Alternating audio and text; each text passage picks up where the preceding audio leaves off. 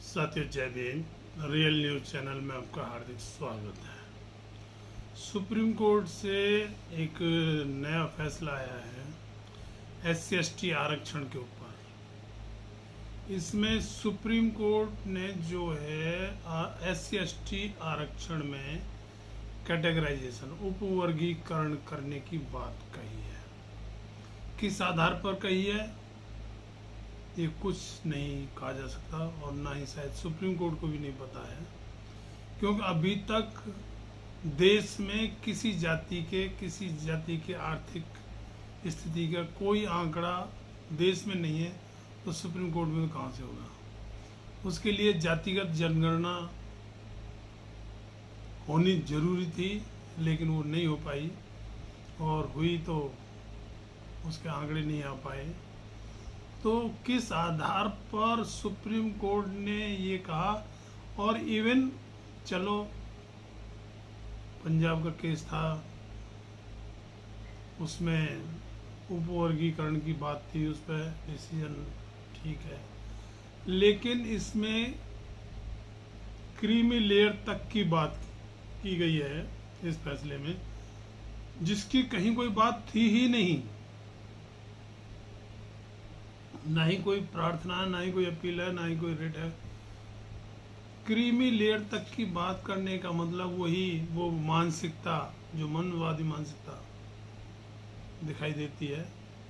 नहीं तो भाई जो मैटर आया उस पर डिसीजन देंगे, उससे आगे बढ़कर भी आप इतना व्यक्तिगत क्यों कर रहे हो, तो कहीं ना कहीं वो मानसिकता बताती है। हालांकि ये कैटेगराइजेशन तो जनरल में भी कर सकते थे, वो एक ही जाति जनरल की सारी सीटें खा रही है, लेकिन वहाँ नहीं बोले, शायद उनकी मानसिकता को सूट नहीं करता होगा।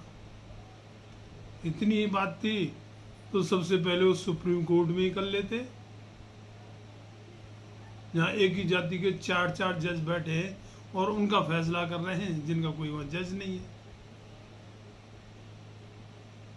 भाई SC/ST का SC का मान लिया एक थे भी, ST का तो कोई जज भी नहीं था, और एक ही जाति के इतने ज्यादा जज कम से कम वहीं से शुरू कर लेते, अगर उपवर्गीकरण ही करना था।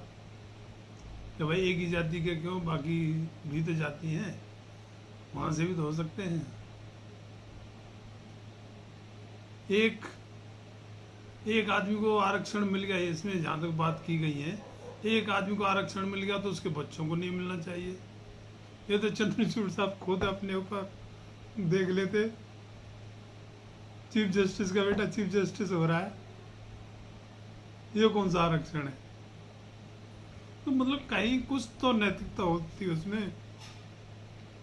वैसे संविधान में आरक्षण जो है शैक्षिक और सामाजिक रूप से पिछड़े लोगों के लिए निर्धारित है। ये गरीबी उन्मूलन कार्यक्रम नहीं है। सामाजिक और शैक्षिक रूप से जो पिछड़े वर्ग हैं, उनका प्रतिनिधित्व सरकारी नौकरियों में हो, सरकारी जगहों पर जब भी होना चाहिए।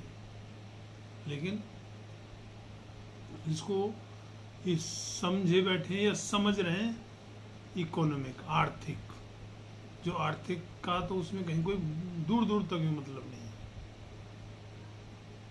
कोई गरीब है, ये जो कहते हैं इस बात को कि भाई गरीबों के लिए आरक्षण जरूरी है, जिसको एक बार मिल गया उसको फिर आगे क्या जरूरत है। अरे भाई ये गरीबी उन्मूलन कार्यक्रम नहीं है। गरीबी उन्मूलन के लिए आप जो है उसमें बच्चों को पढ़ा सकते हो, उनकी हेल्प कर सकते हो, घर बना के दे सकते हो, उनकी पढ़ने में मदद करेंगे तो वो बच्चे उसमें नौकरी में आएंगे। अब तुम क्रीमी लेयर या क्लासिफिकेशन करके मतलब एक तो NFS अभी भी चल रहा है, नॉट फाउंड सुटेबल। SC/ST और OBC के जो कैंडिडेट होते हैं उनको नॉट फाउंड सुटेबल करके उन पोस्टों को खाली कर रखा जाता है, और जनरल वालों को सीट फुल होती है, और इवन EWS की वो पूरी हो जाती है। SC/ST OBC की NFS नॉट फाउंड सुटेबल करके खाली रख दी। तो पहले ही वहाँ पूर्ति नहीं हो रही, उसमें क्लासिफिकेशन और करके मतलब उनको सारी सीटों को खाली करके वो जनरल को देना चाहते हैं, यही मंशा है। और इसी मंशा से ये किया गया है। इसमें कहीं भी कोई नैतिक आधार नहीं है, कानूनी आधार नहीं है। इसलिए माननीय सुप्रीम कोर्ट से पुनर्विचार की अपील करते हैं। और माननीय सुप्रीम कोर्ट से प्रार्थना है कि अपने फैसलों पे जनता को ऐसा न लगे कि ये किसी के इशारे पर किए गए। तो सुप्रीम कोर्ट है, सुप्रीम कोर्ट के फैसले सुप्रीम होने चाहिए, किसी को उंगली उठाने का मौका ही ना मिले। इतने नैतिक भी होने चाहिए, कानूनी भी होना चाहिए।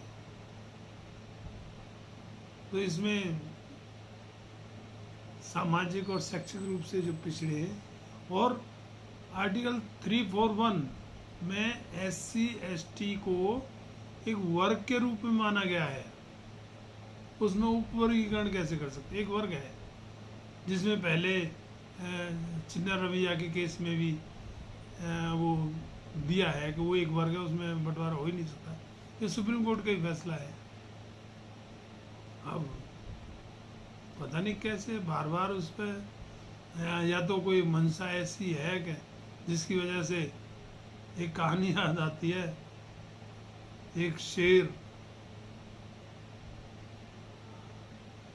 को मिल गया एक बकरी का बच्चा। वो शेर कहने लगा मैं तुझे खाऊंगा। वो पूछने लगा क्यों महाराज, मुझे क्यों खा रहे हो? बोले तेने मुझे 1 साल पहले गाली दी थी। वो बच्चा कहला जी मेरी तो उम्र ही 6 महीने। बोला तेने नहीं तो तेरे बाप ने दी होगी, तो मैं खाऊंगा। मतलब जबरदस्ती का है, ना कोई आंकड़े हैं, ना ही शैक्षिक और पिछड़ेपन का आधार है कोई। और आर्टिकल 341 में एक ही वर्ग है। और अगर वर्गीकरण करना है तो फिर सब में कर दो, जनरल में क्यों नहीं कर रहे हो? क्या दिमाग में आई है? SC ST के लिए क्यों आई? सभी का करो ना। या एक बार जाति का आंकड़ा, जातिवार जनगणना कराए कि जिस जाति के प्रतिनिधित्व पूरा है या ज़्यादा हो गया है उनको उनसे बाहर कर दो। तो मतलब कहीं तो कुछ तो आधार होना चाहिए। सुप्रीम कोर्ट से रिक्वेस्ट है, अपील है कि अपने इस फैसले पर तो पुनर्विचार करें और समुचित संवैधानिक व्यवस्था दें। पोस्ट अच्छी लगी हो तो चैनल को सब्सक्राइब, पोस्ट को लाइक, शेयर और कमेंट में इस बारे में अपनी राय जरूर दें कि इसमें क्या होना चाहिए। धन्यवाद। जय भीम।